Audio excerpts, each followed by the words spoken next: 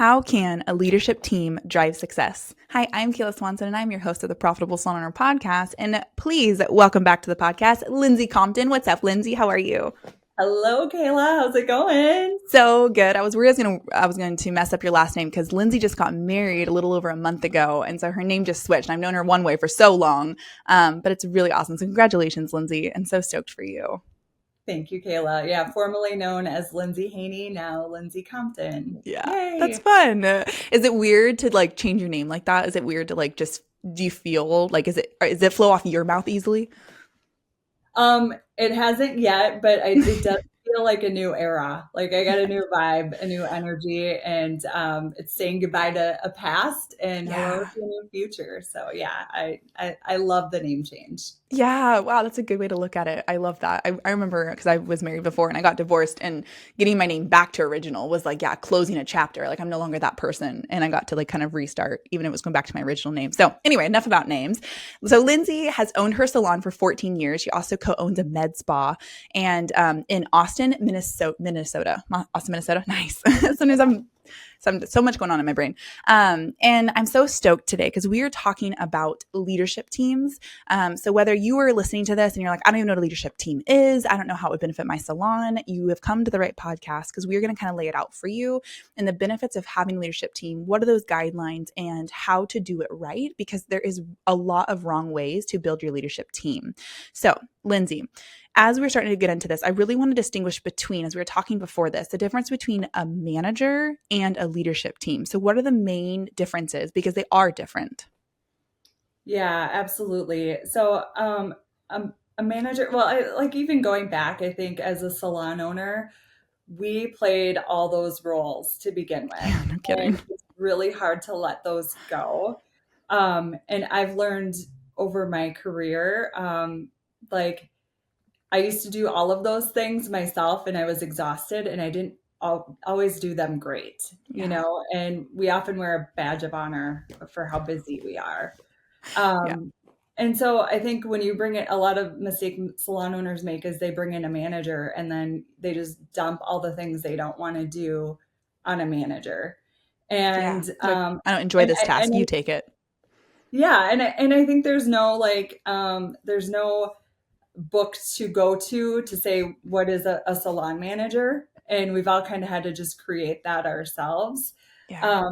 So what I've learned as most of us salon owners, we work behind the chair, and it's a lot to get out from behind the chair. Yeah. And the biggest lesson I have learned is giving different areas of expertise to people on my team that can do things they actually enjoy doing and do them way better than I ever did. Yeah. And how that has scaled my business since I made that change. So, to be clear, I never had a designated salon manager. I held one of those hats at all time, and it wasn't until in the last, I would say, 2-3 years where we've really designated those roles and created a real leadership team, Yeah. and now we're seeing the results of that. And I actually recently in May completely stepped out from behind the chair. So I was doing hair for the last 26 years, Wow. and I have a team now and a leadership team that totally cheered me on to That's do so that. cool. So Yeah. I think taking those steps and understanding what areas need that um, Transfer. attention. Yeah. Yeah. Yeah, that need that attention. The things that you don't love to do, or the things that you love to do, and you can mentor somebody else in that position to do those things together and or on their own even better. Yeah. Yeah, I mean, we talk a lot about in the academy on, if you love a job, like you're doing your own payroll or you're doing a job just because you simply love it. You're like, well, I'm good at it. Why would I hire out when I can do it? but it's even evaluating yourself as a salon owner and what is the best tasks for you as the owner to be able to doing. Like if you were spending 10 hours a week or however long doing something that you could hire somebody else to do, or you could delegate, or you could give that attention to somebody else, then how much more could you be doing for your salon as the owner and be able to progress that and have that success? I love what you just said, Lindsey, about how like you only really established, you've had a salon for 14 years, but you've only established like a good leadership team in the last 2 to 3. So you've had a lot of experience of what it was like to run your salon without it, and then be able to have that success since implementing a leadership team.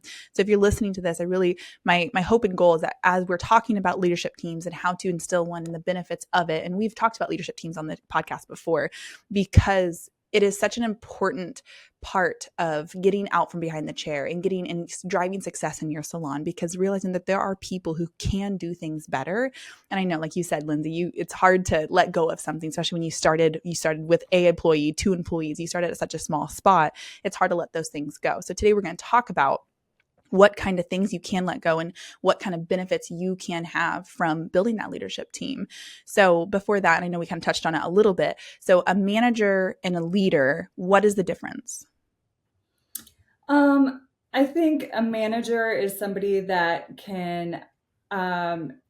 is very task oriented, and maybe is somebody that is more of an implementer, somebody that can routinely get things done, and maybe manages just small certain areas of the salon or your business. Specifically, I think a lot of people use it for a manager for more of like, like culture type things, or Yeah. scheduling type things, Yeah. or, sales desk type things, Yeah. maybe even inventory, things like that.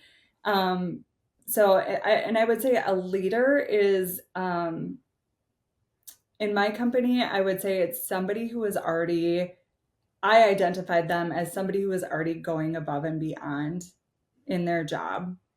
A leader is something that needs to be developed too. To be a good leader. I would say some people are just natural leaders, but it doesn't mean that you're a good leader. Totally. Um, Totally. my team, they do value personal development, and education. So those are the green flags I look for in people. A big red flag for me is if somebody is like, personal development is not for me. Yeah. When It's you're hard. working with people, it's a responsibility. Even as a Yeah. hairstylist, I believe, like, Yeah. if you're responsible for other people's conversations, energies, anything like that, I think personal development should just be a key course in cosmetology. But Totally. that's that's a green flag for me, is somebody Yeah. that is open to personal development and enjoys it. Yeah. So developing that leadership is definitely key, but it's also, having that leader in the right seat Yeah. is really important. Totally. Because, like, yeah, you want people who, when you're instilling people in leadership team, like you're inviting people to also be able to speak into your life and to be able to, be better at things than you are. And that's kind of like, they can take on something, they can own something. So what I'm hearing you say is like the difference, like managers just kind of manage something, manage a project, manage inventory, manage something. And leaders are like a driving force within your salon. They drive culture, they drive results, they drive passion, they curate a vibe and a culture inside your salon that gets everybody on board. They're more bought into your mission, into your, what you're looking for. Like they're people who, yeah, like they're growing themselves, and so they can help flourish and grow you. It's like helping support and be the driving force. And I keep wanting to say in like war, you're at the front of the lines, but that seems like not the appropriate way to connect it. But that's the difference in managers. Like they can be in charge of something, they can get something done, they're good at that. And then building a leadership team, it's like it's a step further and deeper into, like, they are bought into your salon, they want to be a part of it. And I love that distinguishing difference between. So as we're talking, we're going to focus largely on building a leadership team, because managers, like, you can instill people in doing that. And I love what you look for, what you mentioned that you look for in each, because yeah, there's different personalities. And something that we say too is like anybody can be a manager, or any any leader can be a manager, but not every manager can be a leader. And just if you listening, distinguishing between the two and knowing that there is a difference of like there's managers in your salon and then there's leaders. So let's dive into leaders. What does it mean to have a leadership team? Are you ready to increase your retention and revenue and convert website traffic to clients? Then you're ready for Maya. Maya creates better business relationships by pairing the right clients with the right beauty professionals. Use promo code HPSA for your first 2 months free. Visit joinmaya.com to get started. Well, I think a successful leadership team is one, having the right person in the right seat. So making sure that whatever part of the salon that they're leading, it's something that truly fills their cup. You Yeah, know, they're we passionate. have an operations um, director who is on our leadership team. She is really amazing at holding people accountable. Nice. She's that type A personality also, that she loves inventory and wants to make sure that it makes sense, it's clean. Like, she's my go-to woman for those things. Yeah. But if I had her maybe in a different role where she was responsible for coming up with all the education ideas and things like that, that probably wouldn't fill her cup. And so it's really important to have the right people in Yeah. those right seats. Yeah. Um, and then also just, I would say, accountability. Like, that's not something that is naturally easy for most humans. And so I think, one, it's holding your leaders accountable, and that's check-ins. Like, we have a 90-minute meeting every week, and we have Wow. to-dos, and we come back every week. We go over our to-dos. What happened? Did they get done? So we have that accountability, but we also have that support of like, okay, it didn't get done. How can we support you? What kind of support do you need to get it done?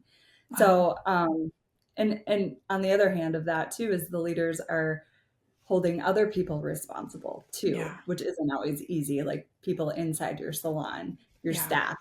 And so that comes along with that personal development and leadership training as well. Yeah. Yeah. So in a leadership team, do you kind of manage your leadership team and then your leadership team kind of manages the rest of the salon? Yes. Yep. Okay. That's Yeah. crazy. So talk to me a little bit more about that. So in you managing the team, because I love that you meet 90 minutes a week, you know you lead them and help support them. And then so like how did you get there? Like how did you be able to instill a team that could like help manage your salon? And then instead of you managing, how many employees do you have? I have 16. 16. That's a lot of 16 at people. the salon, and then 8 at the med spa. Okay, so that's a lot of people to manage. We have a rule. Jason has a rule where it's like 7 to 1, like for every 7 employees to one person. So the minute you hire eighth person, it's time to start looking into building a leadership team because that's just a lot of people to manage. It's a lot of different personalities, a lot of different lifestyles, a lot of different schedules, a lot of different incomes, levels, all those things to manage. And so being able to have people who you can empower to be in your leadership team that you trust, who are in the right seats, who are the right fit. The other thing is don't just put somebody in your leadership team because they don't just like make an impulsive choice like, oh yeah, you seem cool, I need a leadership team. Out of my 8 people here, you're the best one, so you get to be it.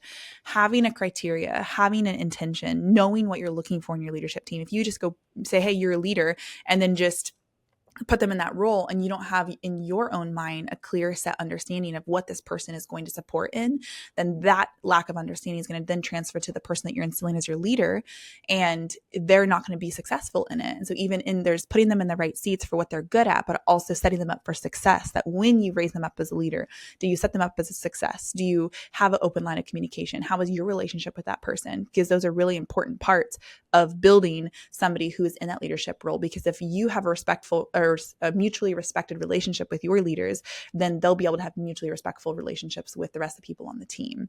So Lindsey, talk to me about your process in that. So when you were selecting people on your leadership team, so how many people are on your leadership team? Let's start there. We have, including myself and my business partner at the med spa. So this is unique as well. Nice. We actually, so I own the salon, excuse me, by myself, and then I co-own the med spa. Okay. Our values and missions at both places are almost identical. Good. And Okay. this is the other kind of creative part we've come up with. So we actually joined our leadership teams together. Oh, wow. And, like when you talked about like having one person per 7 people, I feel like that might be more of a manager situation. But Nice. Okay. if you want to drive your business and scale it, I feel Yeah. like this is what you truly need. Um, and I think the other thing is that they need to help, or they need to really truly understand and believe in your vision. And what I will say from my experience is they've helped me make my vision even bigger. Yeah. So, at some point, most of us are so busy that we can only see where we're at right now. Yeah. And it's hard to project like that big vision. And I know that has always been a challenge of mine. Like, I've never been the person that's like, oh, in 10 years, this is what I visualize, because of Totally. life's craziness. You never know And what's going to happen. Too yeah. unpredictable. And also it was like, is that something I can truly do by myself? Is that Yeah. realistic? So having those people on your team that have that vision that can help you make your vision bigger, or even see different potentials, I think really can scale your business in a faster, um, a faster way. And, creating that leadership team too, there's ebbs and flows. There's a lot of learns in that. Yeah. And, Yeah. just giving people the permission to say, you know what, I'm not in the right seat, and that's okay. And maybe Yeah. this isn't for me, because you have to make sure that they also have the capacity to do extra. You might have a really high producing, busy stylist in your salon or service provider that maybe just wants a title. Like, some people really just enjoy having that title, You want and to feel more important. yeah. But it doesn't necessarily mean that they have, they're not, it doesn't mean that they're a servant. Like, they have Yeah. that servant heart, Yeah. And Totally. so, I've made mistakes before in my past too, just like assuming that the most successful people inside my business were already the leaders, and that's not necessarily true. So there's a lot of learns along the way. And I think you just have to, that constant communication. I think people will create a leadership team and then maybe meet quarterly or something like that, or Yeah. That's once not a month. enough. And it's just really not enough if you're really wanting to make things happen. Yeah. So in telling me about like, so that's great. That's really cool. And I love the experience that you've had and trial and error and having people who didn't work out and having to move people around and then ultimately combining your leadership team with your med spa as well as your salon. What has been like some of the best benefits in the biggest strides that you guys have made as a company since establishing your leadership team? Building a salon empire takes vision. Staying profitable takes the right tools. Right now, HPSA listeners get 30% off Aura Salonwear for 3 months, plus $5,000 in free texts. Get started at aurasalonwear.com/HPSA. Oh my gosh, there's so much. I used to be responsible for all of those things, especially inside the salon. Coordinating the education. Now I have someone on my leadership team that does that for both spaces. She's a hairstylist, so it's taking her a lot of learning and things to help really support the med spa, because she's not an esthetician, she's not a nurse injector. But she's open to learning and supporting and helping. And we have somebody on our marketing team. So she's really in charge of helping to create content. We luckily have stylists in our salon and at the med spa, estheticians inside the med spa that are good at creating content, and she's able to grab that and coordinate it, but also help plan what we're going to do in the next couple months, what we're working on for promotions. And she's not she's a hairstylist as well. So she's not somebody that went to school for marketing. That's not her. So we've also had, brought in other people to support her, to help her grow into that role. So I think, and there's always checking in, like, are you sure? Is this, how are you feeling? How are things going? How can we support you? Are you still, in the right seat? Are you the right person in the right seat? Yeah. And so understanding that those check-ins, and that it's okay if you're not, Yeah. so That's huge. our inventory, our director of operations has taken over our inventory. Our inventory had been a mess for a couple of years after switching software systems. That is not something that I enjoy doing. Like, I've been avoiding that like the plague, because for me to sit at a computer all day doing that tedious work does not fill my Not your cup. jam. No. And she loves it. Like, and she gets it done way faster. Like, all Yeah. of these things are getting done way faster Oh yeah. than I could do on my own, or just having a manager. So it's a lot to retain when you're carrying all these tasks. Yeah. So Feels to almost like be a able- total different mind shift. It's like, doing inventory versus managing a schedule to managing like the training. Like it's a whole, yeah, it's a completely different hat in terms of it's like a completely different like world that you have to stay and keep track of. And, you got to meet all your deadlines and you got to meet all the things that you need to do and accomplish to keep everything revolving, and having somebody sharing that mental load with other people that you trust that can support and do it better. I love what you said is like, you don't enjoy that. And so she does it. Not only does she do it well, but she enjoys it. And it's something that she's really good at. And so no, something that you don't want to do or not good at, finding somebody who is good at that. I want to make sure that we touch on too, because I know if people are listening, they're like, well, I don't even have a team big enough that I can build a leadership team, or I don't even know what that looks like. I want to speak to those little voices of people being like, I'm not even in that place right now. I can't establish that. What does it look like if, say, those who are listening who have a smaller salon and they're, like, where do they start to begin? Like, what's the beginning turning points of building that leadership team or even moving towards it? I think it would be more or less the people that, maybe at your team meetings, the people that are bringing the solutions, like the solution minded people on your team. I think we've all had the experience of that one or two people that show up to the team meeting with all the problems, but they Yeah, never right. have solutions. Yep. So, like, just pay attention to those solution minded people that are on your team. And I think even I'm thinking back earlier on in my career, maybe even before I was a salon owner, and being a salon owner too, in different situations, like being tapped on the shoulder and somebody acknowledging you and saying, like, I see this in you. Is this something that you would be interested in? Yeah. And starting out with like small little things that they'd volunteer to do themselves or take on themselves, before you even talk about compensation, because if it's something they enjoy doing and then they start doing really well on it and they want to do more, and then it's once you start with that, it's creating, and you realize, like, this is the person I want this role for, is creating those clear expectations of what that role is. Yeah. And, as much as we would love to have everything done for free because they just love our salon and really love you and they really want to work for you, you do have to compensate, and there has to be a clear compensation for their time. I always think of like, oh, how would I ever afford this? But I know for me, anytime I've invested something into my company, there's been growth.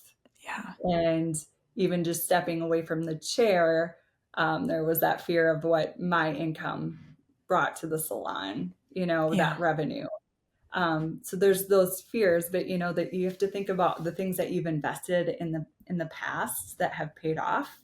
And it's also a great way to create another career path, and vision for your team. So if you have a level 5 hairstylist that maybe doesn't want to work behind the chair for his or her whole life. Like they want to have other opportunities. Um, they have um, they have opportunities to move forward still in your company, Yeah.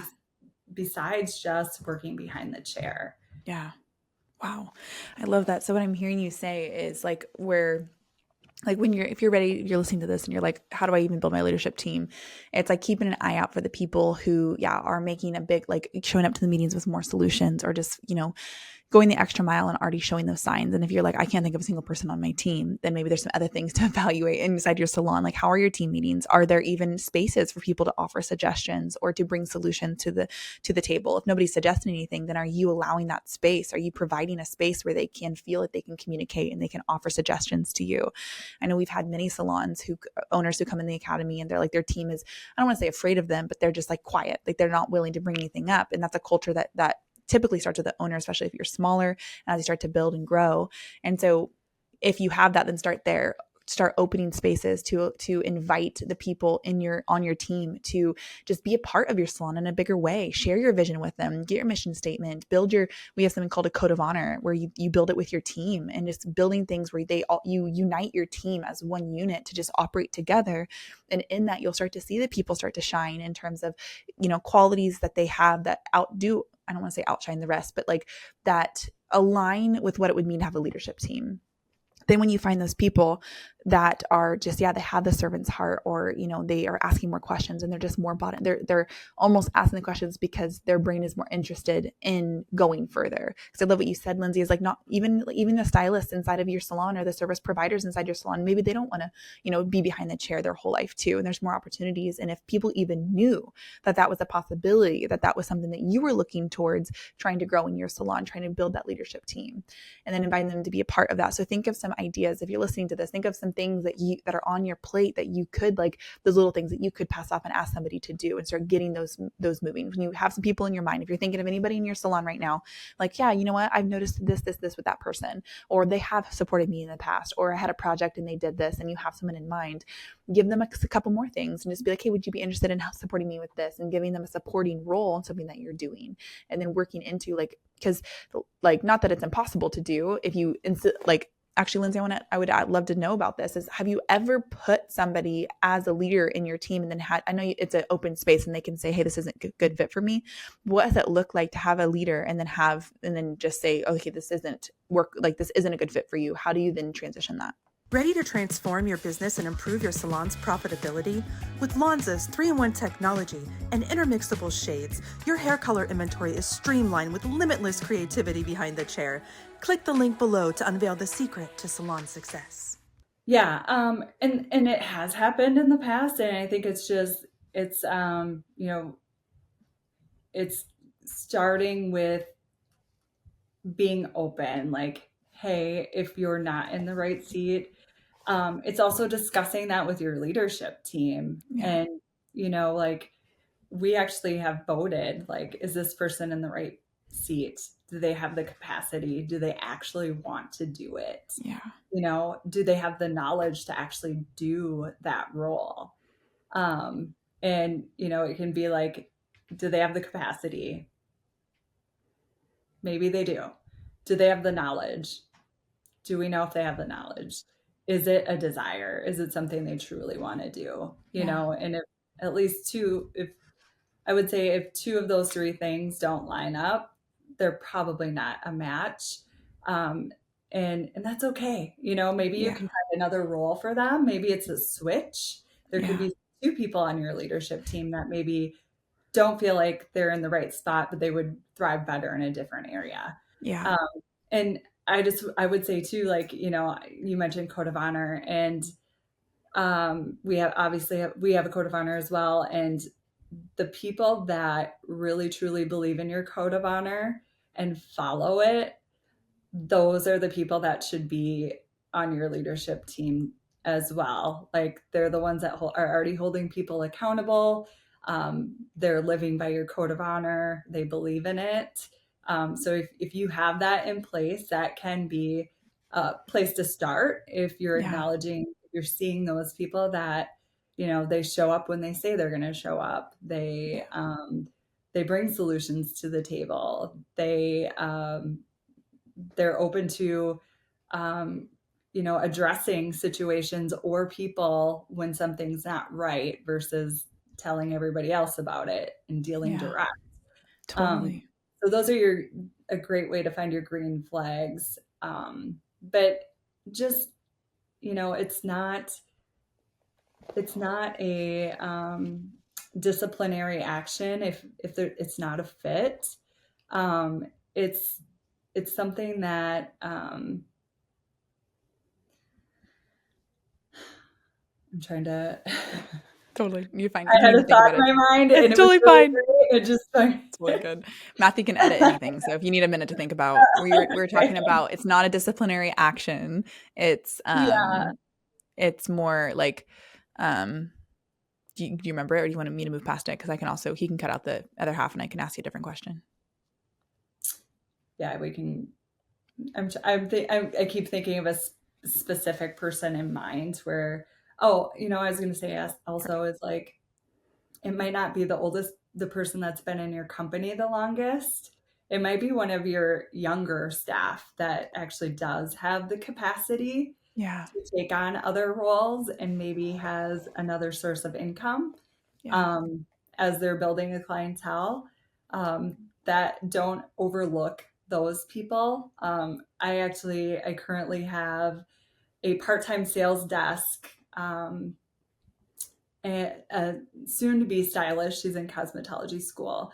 I see her as being a leader someday. She's been to high performance, and she's only in cosmetology school. Like, she wanted to Wow. go. She wanted to go. We just had a cutting class with Chris Barron. She wanted to go. I Oh, know that at that age, still in cosmetology school, I would have been way intimidated to go to wow. a cutting class with Chris Barron. Yeah, But no kidding. so, like, starting to acknowledge the people that are in your business that are future leaders, and Yeah. there's ways that you can help develop them into those roles as well. Yeah. So it's not always like the person that's been with you the longest. And it's not always the most successful person in your business. And sometimes it might be bringing in somebody from outside your business as well, Yeah. and or finding other people outside your business that can support your leaders in your salon. So wherever you land on, whether you have a leadership team already, or you've never even heard of them, maybe you think you're too small, I can also almost hear your little voices being like, well, what if I instill somebody in my leadership team and then it doesn't work out, so then they leave my salon and they're a top producer or they bring income, and I know that, like, it's been a big struggle to find people. And so if that's your little voice getting in the way, then, like, I totally get that, and I totally get how that could make me like, well, I don't want to put somebody and, like, give somebody more responsibility and not work out and then they leave. But realize that in like allowing other people to take over responsibility that you now hold, you'll be able to expand and even be able to experience what it's like having less hats to wear, having more space in your brain because other people are supporting in that. And that's having a mindset as a salon owner that you want to have support and you want to build a leadership team and make that a part of your culture and make that a part of something you're driving for in your meetings, in how you look at your staff, in how you hire in the first place. Like, being like, keeping that in mind is like you're interviewing with somebody, be like, man, what signs am I already seeing? What, like, realizing that you are wanting to build careers for your team also. You don't have a salon if you don't have a team, because you want to go grow more, you got to level up your team, both in the service that they provide and in who they are as people. And like Olivia talked about, like that personal development, people who are willing to grow and they want to make more income, and maybe they don't want to be behind the chair, and opening yourself up to realizing that people want a place that they belong and that they can grow. And if they feel like they're not growing anymore, then they are going to leave. If they don't feel like there's a space for them to exercise more in them. Like, some people got into hair, but that's maybe not all they want to do, and they have other talents or other passions or other things that they can supply or support you in your salon. So having an open mind that when you're in the essence of owning your salon, that with your team, being able to empower them to, take on other things. And then I want to finish up with some mistakes that a lot of people make, because I know in your experience, and you've made your own mistakes, Lindsey, and you've seen a lot of mistakes in other people in the academy, things like that, and mistakes that people make in instilling a leadership team and maybe moving too fast or maybe overlooking things that they shouldn't. And I know you mentioned earlier, like not compensating them well. So let's dive out as we kind of wrap this up. What are some common mistakes that you see happening with people instilling their leadership teams, or even some that you've made yourself? Opening a new salon or remodeling? Feeling overwhelmed? We've got you. At Collins, we custom build salon equipment made just for you in Tennessee, with local reps and designers to guide you from layout to delivery. Explore at collins.co/HPSA. I think clear communication and clear agreements. Like I said, most of us salon owners were really successful hairstylists that opened a salon and were busy doing everything, and so busy that you can't really, some of us at one point couldn't even write down all the things that we did in a day or in a week and that we're responsible for. So Right? I think it's just starting small and doing check-ins, but making it clear so that the person that's in that role knows how to be successful. Yeah. Um, and and I think too, just being very specific, and understanding the people that you're working with. Yeah. Um, I have people on my leadership team that they're not the outside of the box thinkers, but they can get things done. And so you have to be more specific about exactly what your expectations and wants are. And then I have people on my leadership team that are outside of the box thinkers and can come up with a way cooler idea than I even thought of. Yeah. So it's truly understanding, what they need from you and what you need from them to be successful. And then having that clear compensation plan. So we originally started with people that just wanted to be a part of it. And we had what we did was giving them benefits of discounts at the med spa or the salon, and they really appreciated that. But as we started doing more and meeting more and having bigger projects, like they started feeling like they weren't being compensated enough. And so we had to have that, that hard talk, which isn't easy. It's never easy. And figuring out what was going to work best for everybody and realizing that it's an investment into your business. So you're going to have to figure out how that works in your budget. But if you have a leadership team, you should see it should compensate itself. You should be seeing increases in your revenue. You should be seeing increases in most of your KPIs. And that's really where you want to see it. If you're just bringing on somebody to delegate tasks to that, things that you just don't want to do, to me, that's more of, like a VA or a manager type situation. That's not necessarily a leadership situation. Though those people can also play roles inside your leadership team as well. Totally. Man, I love that. I love this conversation. And because I'm a leader in my company too. And it's just and I'm on our leadership team. We meet, we have our own, and it's like, it puts a driving force. Like I feel like I own a part of the business in my own way of like, I'm a part of something. So like I have a direct relation ownership here. And so it gives me more buy-in and more, just more connection to feel like I'm a part of something that is more than just a paycheck. It's more than just showing up. It's something that I am investing my time and energy into. It's something I'm a part of, and it's a part of my life. And I love the benefits of that. And in your salon, if you are struggling, or if you maybe have a leadership team that you're struggling with, or on the fence on what's the next step for you because you have a team of 10 and you aren't sure how to grow next. It's instilling those people who can come alongside and support in that.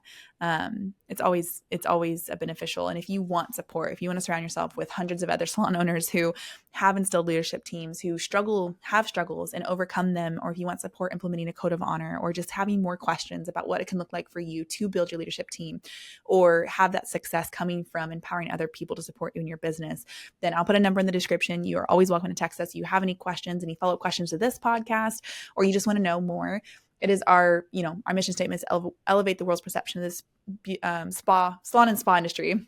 And we want to do that by helping you realize that like your business can be a flourishing space, and you can fall back in love with your business if you just have the right tools to realize what is workable and what's not, and be able to have that support when things go wrong, because it's not a matter of if, it's a matter of when, because nothing's perfect. So thank you so much, Lindsey, for this discussion and just sharing your expertise on all the things. And I love how much impact your salon has had since it's a leadership team. So thank you for hanging out with me today. Absolutely. Thank you, Kayla. Yeah, anytime.